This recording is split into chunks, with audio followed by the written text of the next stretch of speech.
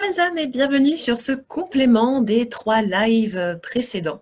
Comment est-ce que vous avez apprécié ces lives sur la peur et puis le mindset de croissance? Est-ce que ça vous a un petit peu aidé?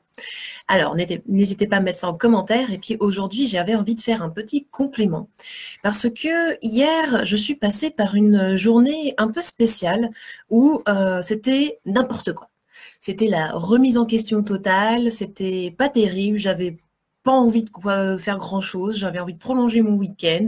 Voilà, pour petite précision, le lundi matin, je ne travaille pas et je suis en train de me dire que je vais mettre carrément mon lundi en off parce que j'ai besoin de 2 jours d'affilée de bien-être. Et ça demande à bien se connaître et à accepter de ne pas culpabiliser.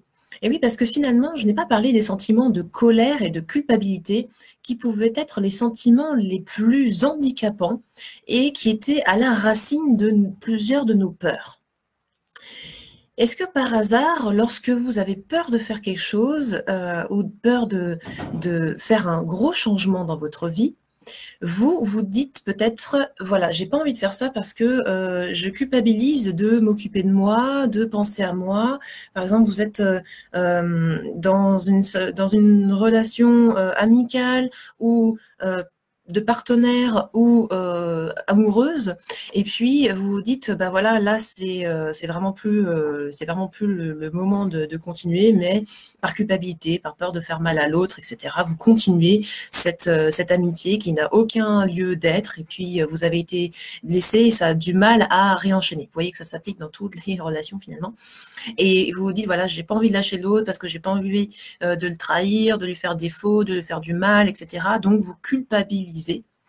Et donc par peur, vous restez dans cette relation qui ne vous sert à rien au final, qui ne vous apporte rien, qui même vous fait gâcher du temps et de l'énergie, j'ai envie de dire, puisque vous voulez prétendre être bien dans cette relation et vous avez finalement du temps à dédier à cette personne, et puis à chaque fois que vous la voyez, eh bien, c'est pas forcément l'idéal, et vous vous dites, mais pourquoi est-ce que je suis allée revoir cette personne? Alors si c'est votre conjoint, bon là, je vous laisse décider en plein état de cause, mais vous comprenez que la culpabilité, finalement, c'est un état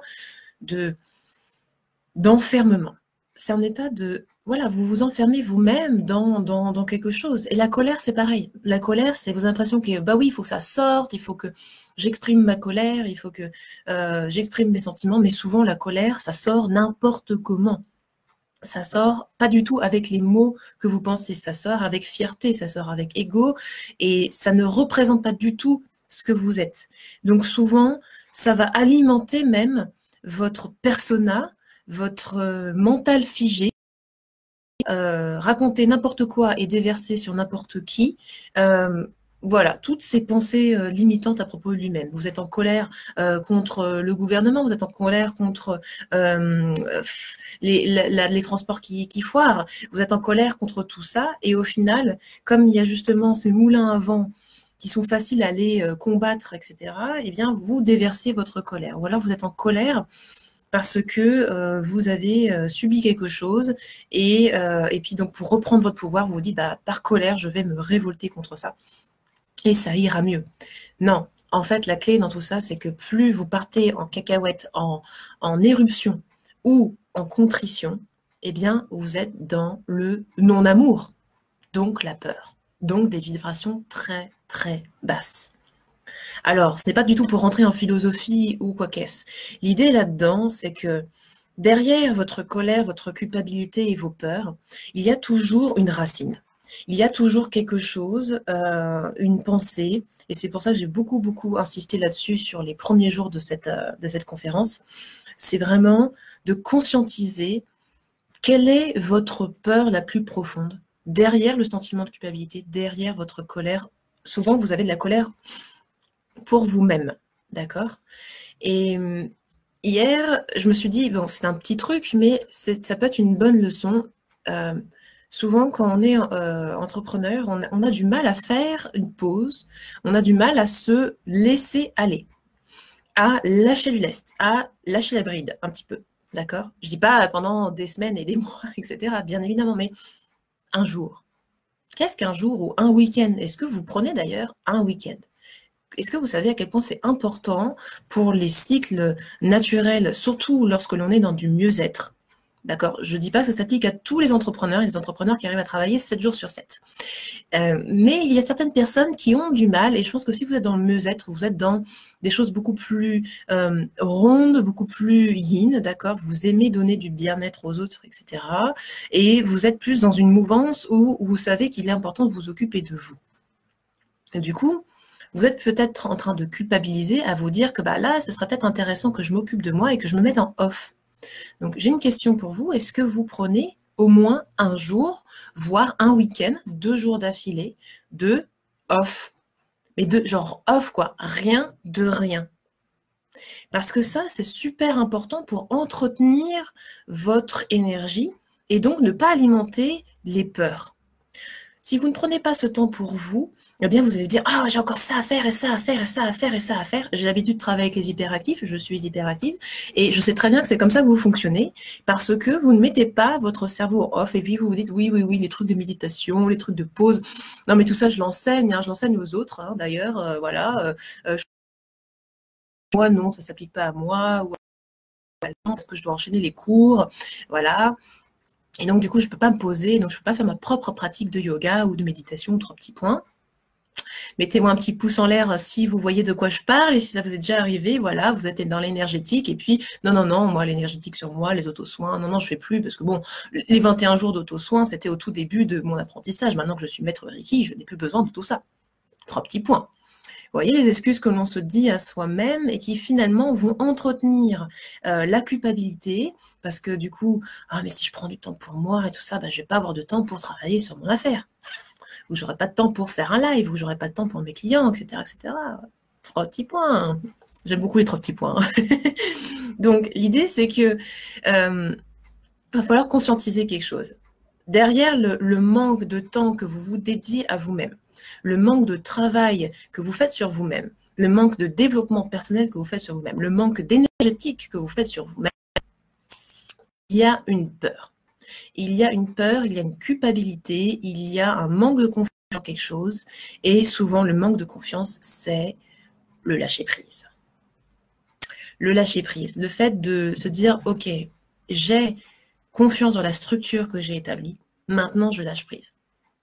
Et je me suis dit, tiens, hier, c'est une bonne leçon que tu dis à toi-même parce que j'étais vraiment partie en cacahuète. Alors, je remets tout en question, je suis à la masse, j'ai envie de répondre à personne, je suis restée en pyjama.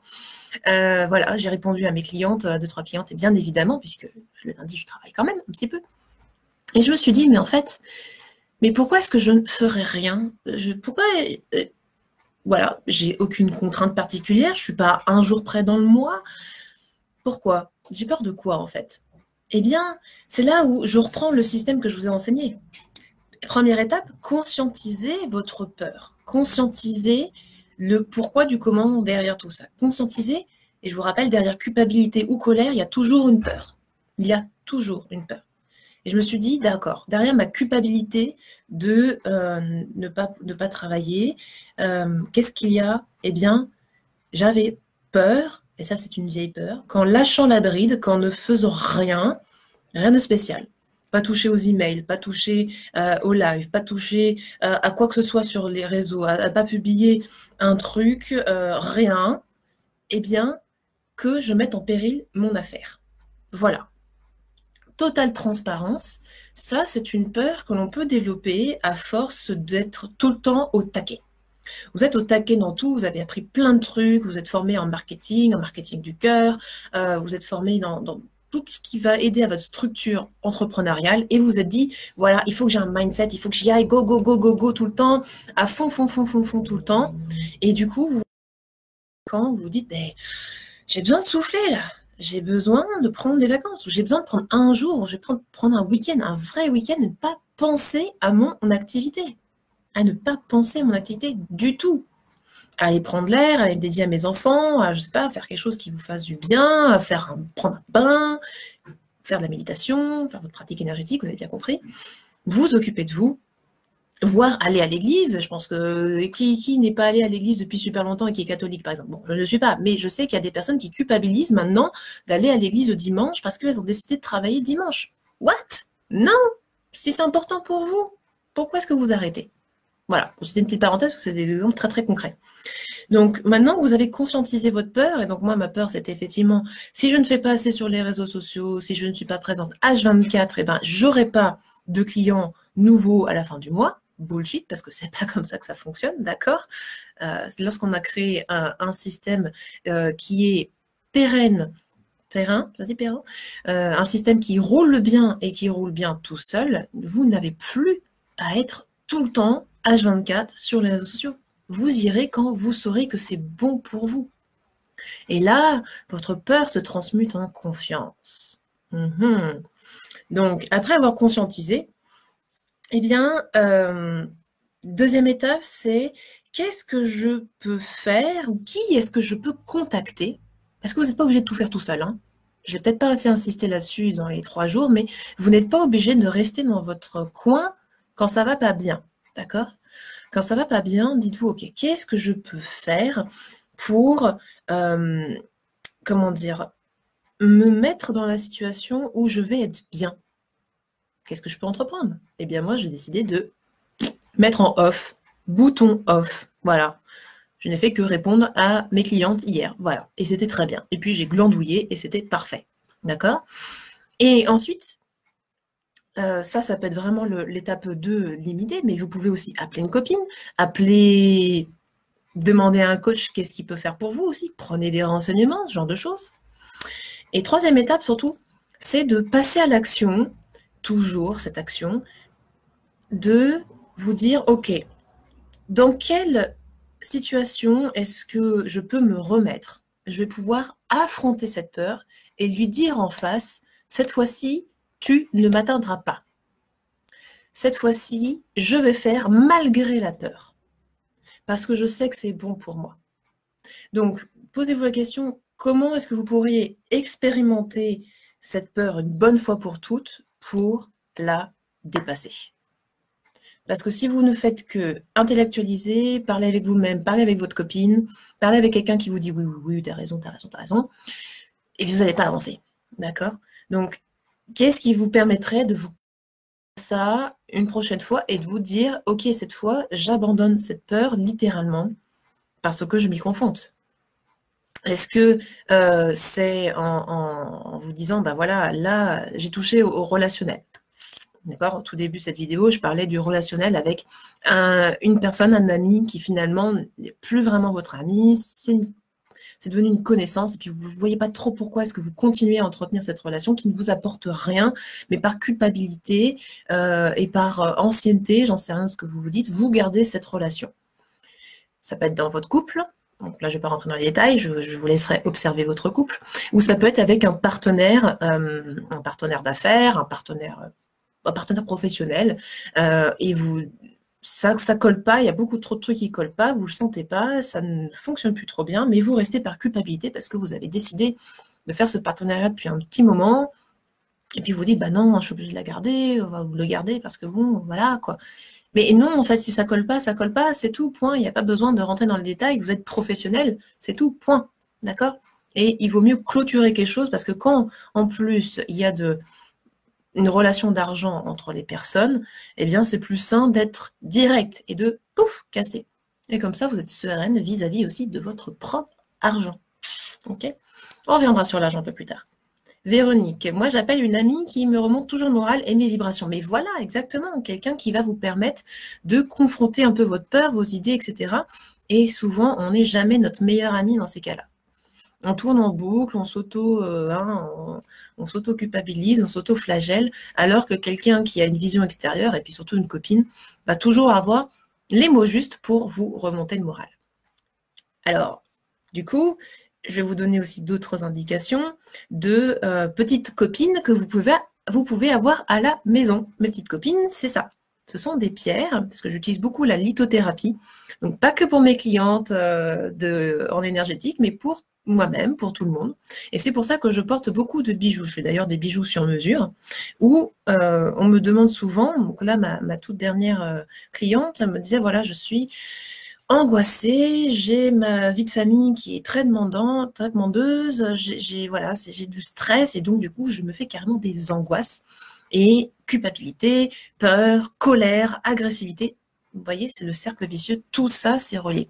Et en fait, ce que cette personne a besoin finalement de gérer, évidemment, au-delà de son énergie et puis de son organisation, c'est d'avoir confiance que tout ne va pas à volo. Parce que dans sa tête, il y a quelque chose quelque part qui se dit « Ah, il y a ça qui va pas, il y a ça qui va pas, il y a ça qui va pas, il y a ça. Je sais plus gérer. » Angoisse, c'est ça. Ah, je suis complètement figée, je sais plus gérer. Mais si, vous savez tout gérer, mais il vous faut un petit peu vous lâcher la bride, lâcher prise, laissez venir les choses, organisez-vous. La structure permet la liberté. Oh, c'est contradictoire ce que je viens de dire. Vous voulez être libre? Vous voulez avoir une vraie liberté et de l'espace mental? Organisez-vous. Organisez-vous. Et d'ailleurs, contactez Véronique si vous avez besoin d'organiser des événements et que vous prenez la tête, parce que c'est elle la reine de l'événementiel. Donc, si vous ne pouvez pas vous organiser et que vous avez du mal à trouver le moyen de faire certaines choses, demandez à des personnes qui sont les reines de l'organisation. Déléguer. Et vous pouvez le faire dans tous les secteurs de votre vie. Vous pouvez déléguer, que ce soit au niveau personnel et au niveau professionnel.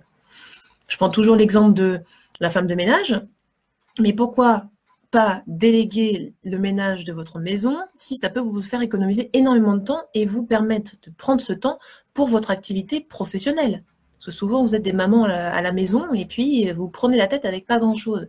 Mais tout ce temps que vous ne passez pas à faire, je sais pas, le repassage ou les trucs, je sais pas, chiants, eh ben, vous pouvez le donner à quelqu'un, investir un tout petit peu d'argent, je sais pas, toutes les 2 semaines, et puis dédier ce temps à votre activité professionnelle. Parce qu'il n'y a rien de pire que d'être dans quelque chose et puis se dire « Ah, il y a le truc à linge qui vient de sonner, donc il faut que j'arrête, et puis donc que je fasse le truc à linge, et puis je reviens, et puis...